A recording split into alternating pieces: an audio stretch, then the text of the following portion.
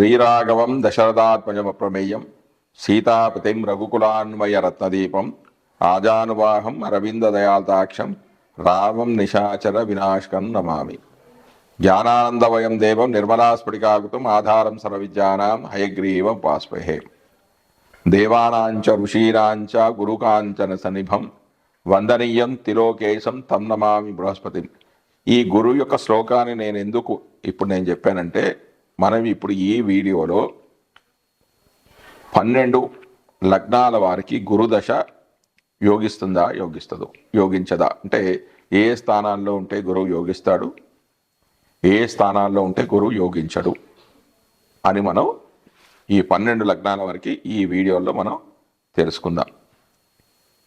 అసలు గురువు యొక్క కారకత్వాలు ఏంటి అనేది ఇప్పుడు నేను శ్లోక రూపంలో మీకు చెప్తాను, వినండి. గురువు యొక్క కారకత్వాలు.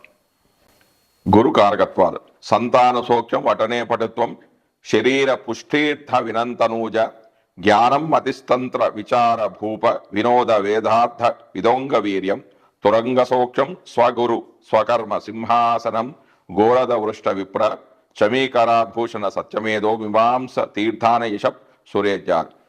సంతాన సౌఖ్యం అంటే గురువు బాగుంటే వాళ్ళకి సంతాన సౌఖ్యం ఉంటుంది.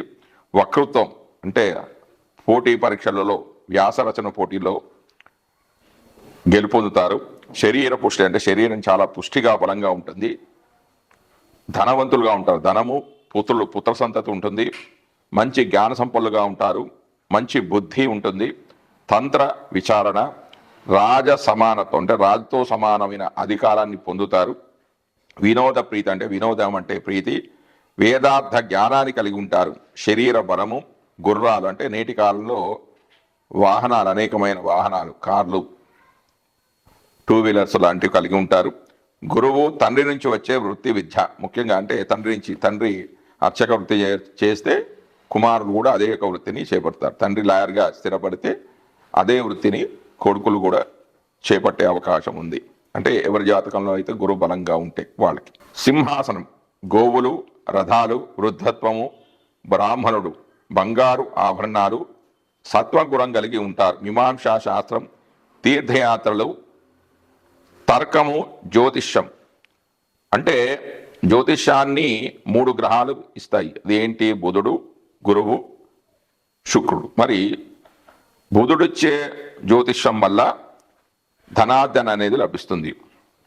గురువు వల్ల వచ్చే జ్యోతిష్యం వల్ల లోకోపకారానికి ఉపయోగపడతాడు, అంటే లోకంలో ఉన్న వాళ్ళకందరికి కూడా మంచి జరుగుతుంది. శుక్రకారకత్వంలోని జ్యోతిష్యం వల్ల పేరు, పలుకుబడి అనేవి లభిస్తాయి. యురేనియస్ కారకత్వంలోని జ్యోతిష్యం వల్ల నూతన ఆవిష్కరణలకు ఉపకరిస్తుంది. అంటే యురేనియస్ వల్ల కొత్త విషయాలను కనుక్కుంటారు. ఉదర రోగాలు, పెద్దన్న, తపస్సు, రాజ గౌరవము, శివోపాసన, వాత కఫ ప్రకృతి మొదలైనవి ఇవి ఉత్తర కారకత్వంలో చెప్పబడ్డాయి. గృహము, శబ్ద శాస్త్రము, స్వర్గం అంటే 12లో గురువు ఉంటే స్వర్గలోక ప్రాప్తి కలుగుతుంది. వాహన సౌఖ్యం కలుగుతుంది. పల్లకి, ఏనుగు, గుర్రము, యజ్ఞాది క్రతువులు, కర్మాచరణ, ఆచారము, మంచి సాంప్రదాయాలు పాటిస్తారు. ఛాందసవాదం అనేది ఎక్కువగా ఉంటుంది. సృజనత్వము, శాంతంగా ఉంటారు. మంత్రిత్వము, ఐశ్వర్యము, ఇది ఐశ్వర్యం కలిగి ఉండడం అంటే నిత్యావసరాలకు ఉపయోగపడుతుంది. బంధువృత్తి బాగా కలుగుతుంది. దయా దాక్షిణ్యాలు కలిగి ఉంటారు. దయభక్తి, సత్యం అంటే శుక్రకారకత్వంలోని సత్యం, ఇతరులకు కష్టం కలిగించని ప్రియత్వము. గురుకారకత్వంలోని అప్రియ సత్వము కూడా కావచ్చు. ద్వితీయ వివాహము, ప్రబంధ రచన, కావ్యము, గ్రంథ రచన, వాత శ్లేష్మ ప్రకృతి, అగ్నిబాధ్యం అంటే అజీర్ణాన్ని కూడా కలిగిస్తాడు. అంటే గురువు బాగలేకపోతే అజీర్ణమైన వ్యాధులు వస్తాయి. దంతాలు, తపస్సు, ధాతృత్వము, నిక్షేపము, జ్యేష్ఠ సోదరులు, వాచారత్వం అంటే అధికంగా మాట్లాడడం, మృదుశిలలు, పశు సంపద, శుభకార్యాలు, సభారంజకత్వం అంటే తన మాటల ద్వారా సభను రంజింపజేయడం, పౌష్టిక కర్మలు అంటే శుభకర్మలు, శాంతి కర్మలు అవలంబించడం, తీర్పు చెప్పడం అంటే న్యాయంగా తీర్పు చెప్పడం, న్యాయశాస్త్రము, పురపాలన, ఆసనము, సాధనా బలము, యోగాభ్యాసము, గురుతత్వము అంటే బోధన, అంటే చెప్పడం, మాట్లాడము. మంత్రోపదేశం అంటే మంత్రాన్ని ఉపదేశించడము. ఆధ్యాత్మిక జ్ఞానోపదేశం చేయడము. జ్ఞాపశక్తి, నూతన ఆవిష్కరణ అంటే నూతనమైన అంశాలను కనుక్కోవడం, అది లోకానికి అందించడం. సద్గతి, మోక్షము, ఆలోచన శక్తి, మంచు, తీపి కారకుడు కూడా గురువే. ఈశాన్య ప్రదేశము, తేనె కళ్ళు, సంస్కృత భాష పట్ల మంచి ప్రజ్ఞ కలిగి ఉండడం. గర్వం కలిగి ఉంటారంటే వేద పండితులు అనే వాళ్ళకి కొంచెం శాస్త్రంలో పట్టుత్వం ఉన్న వాళ్ళకి కొంచెం పొగరు, అహంకారం కూడా కొంచెం ఉంటుంది. ఆడంబరం లేని వేషం అంటే చాలా సింపుల్సిటీగా ఉంటారు. స్థూలమైన శరీరం అంటే కొంచెం లావుగా, కొంచెం పొట్టిగా కూడా ఉంటారు. పచ్చని కన్నులు, జుట్టు, హృదయము, పాత్రలు, మోకాళ్ళు. సద్వ్యయము అంటే ఖర్చు అనేది మంచి వాటికి ఖర్చు చేస్తారు. అంటే దాన ధర్మాలకు, యాత్రలకు, దేవాలయాలకు ఖర్చు చేస్తారు. రథము, దాచబడిన సొత్తు, గేదెల పాడి, ప్రతాపము, కీర్తి, మనవడు, ఉబ్బురోగము, గజ సంపద, వేదాంతము, ప్రపితామహుడు అంటే ముత్తాత కారకుడు కూడా గురువే. భవనాలు, పితామహుడు తండ్రి. దేవేంద్రుడు, ఇంద్రపూజ అనేది గురుదోషాలను తొలగిస్తుంది అని ప్రాచీన సాంప్రదాయం. కానీ ఈ కాలంలో ఎవరు కూడా ఇంద్రుడిని పూజించడం లేదు.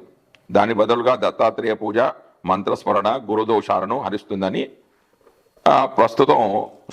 ప్రస్తుతం వాళ్ళు భావిస్తున్నారు. శిశిర ఋతువు, తొడలు, పరోపకారం, ఇతరులకు ఉపకారం చేయడం. దీనులు దోషం చేసినా అంటే తప్పు చేసినా కూడా వాడిని దయతో క్షమించడం. ఉత్తరాభిముఖ ప్రీతి, కొవ్వు, పాతబట్ట, మంత్రశక్తి, పవిత్ర జలము, మెడ. ప్రేక్షక ఆమోదం అంటే ప్రేక్షకులను మెప్పించడం, తన వాక్చాతుర్యం ద్వారా ప్రేక్షకులను మెప్పించడం. బ్రహ్మస్థాపన, సర్వకాల బలము, మాసము అంటే గురుడు లగ్న నవాధిపతి అయినప్పుడు ప్రశ్నాకాల పరిమితి మాసం. ద్రాక్షారసము, తీయని పానీయాలు, పొడవు, సౌమ్యత, ఇతరులను అర్థం చేసుకోవడము, సహేతుకమైన చింతన. శివ ఉపాసన, నిష్ఠూర భాషణ అంటే ఇతరులు ఏమనుకుంటారో అనేది లేకుండా స్ట్రేట్ ఫార్వర్డ్గా మాట్లాడడం. చాలా ఉత్సాహంగా ఉండడం. ప్రాపంచికమైన జ్ఞానము, అనుకూల భావన అంటే పాజిటివ్ థింకింగ్ అనేది ఉండడం. నిజాయితీగా ఉండడం. వివేకము, పరిశోధన, దక్షత, మనోవికాసము, మనస్థైర్యము, విశాల దృక్పథం కలిగి ఉండడం. పేరు ప్రతిష్టలు, గౌరవ సాధన, మత సంస్థలు, విద్వత్ పరిషత్తులు, ఆధ్యాత్మిక జీవనము, కాలేయము, రక్త ప్రసరణ స్తంభించడము, ఊపరితిత్తులు, అతి చెట్టు, కంద, బఠానీ, ఉప్పు, కోట్లు, రక్తం చెడిపోవడము, మూర్ఛ, లివర్ వ్యాధులు, పసరికలు, నంజు, చిగుళ్ళ నుంచి రక్తం కావడము, నాసికా వ్యాధులు, మూత్ర రోగాలు, పుళ్ళు, నారీ కురుపులు, మధుమోహం, ఎగ్జిమా, చర్మ వ్యాధులు, పూర్వాచార పరాయణత, మేధస్తు, వేదాంత ప్రజ్ఞ, దేవాదయ ధర్మాదయాలు, పసుపు రంగు మొదలైనవి గురువు కారకత్వాలని చెప్పబడ్డాయి. తర్వాత గురువు మహాదశలో ఫలితాలు ఏ విధంగా ఉంటాయి?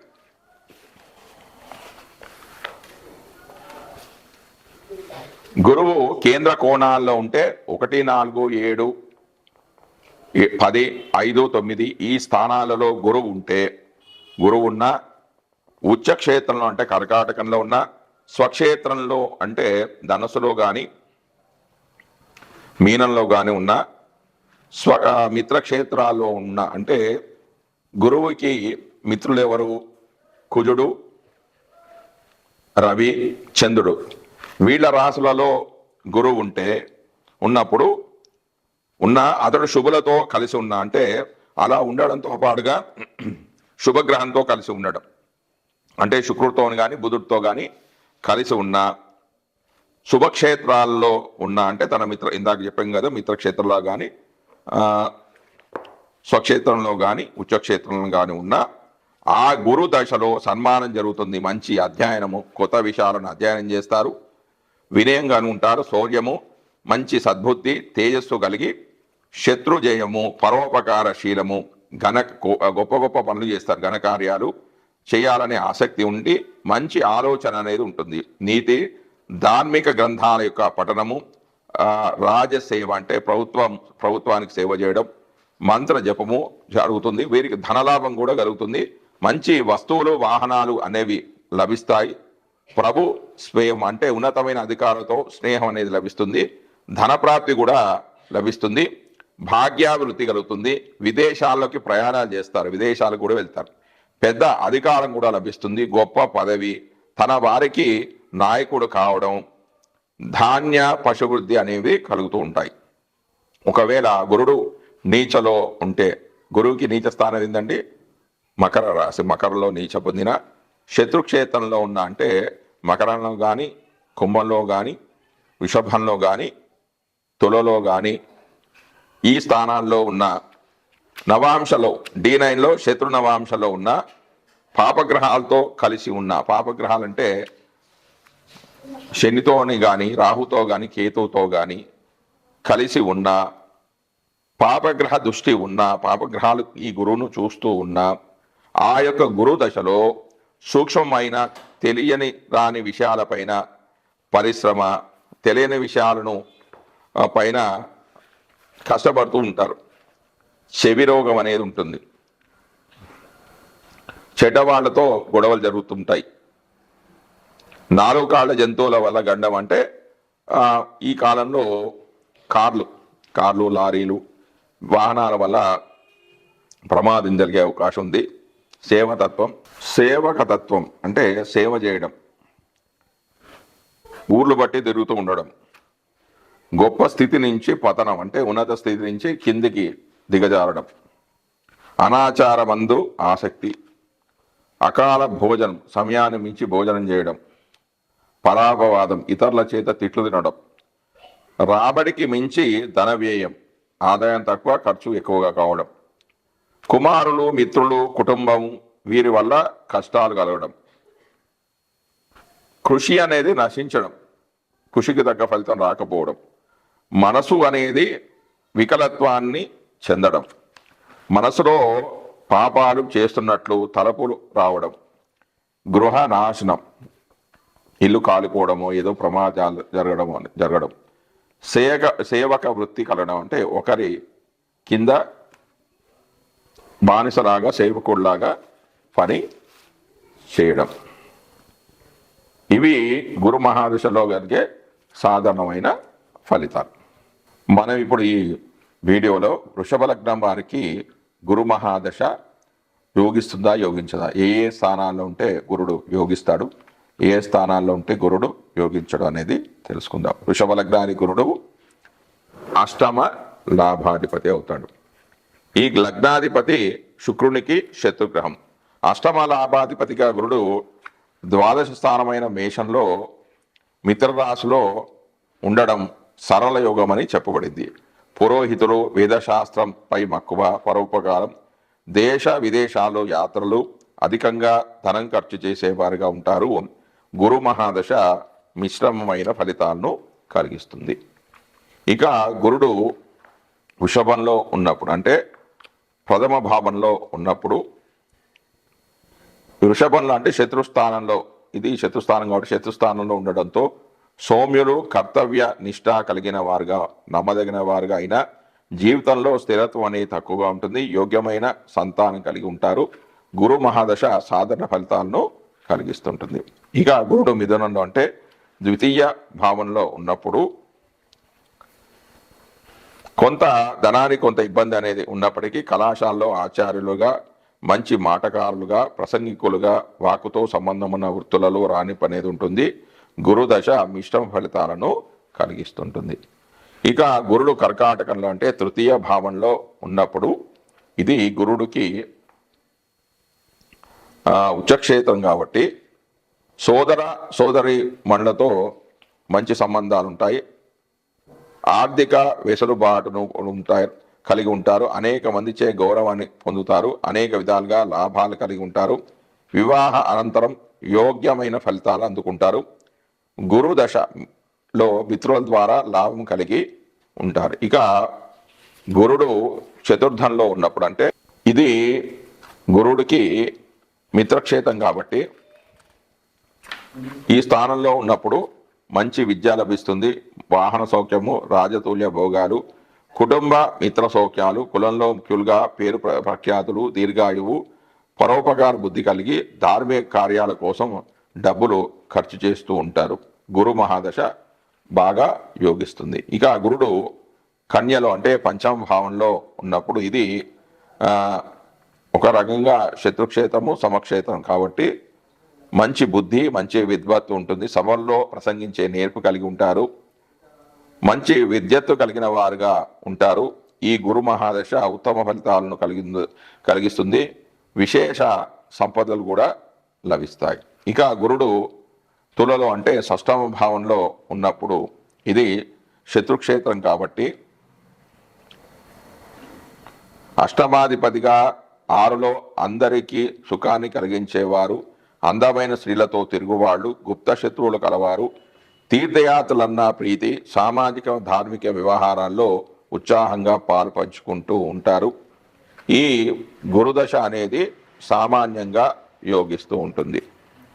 ఇక గురుడు సప్తమ భావంలో అంటే వృశ్చికంలో ఉన్నప్పుడు ఈ వృశ్చికం అనేది గురుడికి మిత్రక్షేత్రం కాబట్టి ఈ మిత్రక్షేత్రంలో గురుడు ఉన్నప్పుడు వివాహానంతరం బాగా కలిసి వస్తుంది. సుందరమైన భార్య, సుందరమైన కలత్రం అన్ని లభిస్తుంది. ధైర్య సాహసాలు చేస్తారు. న్యాయ ప్రీతి ఉంటుంది. సమాజంలో గౌరవ మర్యాదలు కలిగి ఉంటారు. వ్యవసాయంలో లాభం అనేది ఉంటుంది. కుటుంబ ప్రీతి కలిగి సమాజ సేవకై ప్రీతి కలిగి ఉంటారు. సమాజ సేవ చేస్తూ ఉంటారు. ఈ గురు మహాదశ మాత్రం మధ్యమమైన ఫలితాలను కలిగిస్తుంది. ఇక గురుడు అష్టమ భావంలో అంటే ధనస్సులో ఉన్నప్పుడు, ధనస్సు అనేది గురుడికి స్వక్షేత్రం కాబట్టి స్వక్షేత్రంలో ఉన్నప్పుడు ఆ అష్టమం అనేది పాపస్థానమైన అది తన స్వక్షేత్రంలోనే ఉన్నాడు కాబట్టి కొంచెం పాపఫలితాలు అనేవి తగ్గే అవకాశాలు ఉన్నాయి. మంచి ఆయుర్దాయం కలిగి ఉంటారు. పరోపకారం, కష్టాల్లో ఉన్న వారికి సహాయం చేసే గుణం అనేది ఉంటుంది. దాన గుణము, భౌతిక సుఖాభిలాష, మంచి మాట, ఎక్కువ కష్టం లేకుండా ధనం సంపాదించే నేర్పు కలిగి ఉంటారు. ఈ గురు మహాదశలో కొంచెం మిశ్రమ ఫలితాలు ఉంటాయి. అంటే కొన్ని రోజులు మంచి, కొన్ని రోజులు చెడు అనేది ఉంటుంది. తర్వాత గురుడు నవభావంలో అంటే మకరంలో ఉన్నప్పుడు, మకరం అనేది గురుడికి నీచ క్షేత్రం కాబట్టి ఇలా ఉన్నప్పుడు ఇందులో గురువు ఉన్నప్పుడు పనులన్నీ ఆలస్యం కావడము, పరాక్రమం కలిగి ఉంటారు. కానీ మంచి సంతానమే ఉంటుంది. త్యాగ గుణం అనేది ఉంటుంది. కొంచెం తండ్రి యొక్క ఆస్తిపాస్తుల విషయంలో కొంచెం గొడవలు జరుగుతూ ఉంటాయి, చికాకులు అనేవి ఉంటాయి. ఎక్కువ కాలం ఆలస్యం అవడము, తండ్రి ద్వారా వచ్చే ఆస్తుల విషయంలో జాపం కలగడం వంటివి అనుభవంలోనికి వస్తాయి. ఇది గురు మహాదశ మధ్యమ ఫలితాలను ఇస్తూ ఉంటుంది. ఇక గురుడు దశమ భావంలో అంటే కుంభంలో ఉన్నప్పుడు, కుంభం అనేది గురుడికి శత్రుక్షేత్రం. ఇందులో ఉన్నప్పుడు కొంచెం చెడు ఫలితాలే ఎక్కువగా ఉంటాయి. ఈ జాతకులు ఏకాంత వాస ప్రీతి కలిగి ఉంటారు. అంటే వీళ్ళు ఒంటరిగా ఉండడానికే ఇష్టపడుతూ ఉంటారు. కొంచెం మూర్ఖత్వం ఉంటుంది. తట్టుకోలేని స్వభావం ఉన్న సమాజంలో గౌరవ మర్యాద కలిగి ఉంటారు. శత్రువులపై విజయాన్ని కలిగి ఉంటారు. మొత్తానికి చూసుకున్నట్లయితే ఈ రాశిలో గురుడు అననుకూలమైన ఫలితాలనే ఇస్తాడు. ఆ అనుకూలమైన ఫలితాలు చాలా తక్కువగా ఉంటాయి. ఇక గురుడు మీనంలో ఉన్నప్పుడు, ఏకాదశ స్థానంలో ఉన్నప్పుడు ఫలితాలు ఏ విధంగా వస్తాయంటే, మీనం అనేది గురుడికి స్వక్షేత్రం. ఇందులో ఉన్నప్పుడు వేదాది శాస్త్రాల్లో ప్రవేశం కలిగి యజ్ఞయాగాదులు చేసేవాళ్ళుగా ఉంటారు. పుత్ర సంతానం ద్వారా పేరు ప్రఖ్యాతులు గడిస్తారు. అందరి సుఖాలను కోరుకునేవారు, వివేకము కలిగిన వారుగా ఉన్నప్పటికీ తరచూ రుణాలు చేయవలసి ఉంటుంది. ఈ గురుదశ అనేది కొంచెం మధ్యమంగా యోగిస్తూ ఉంటుంది. జై శ్రీమన్నారాయణ.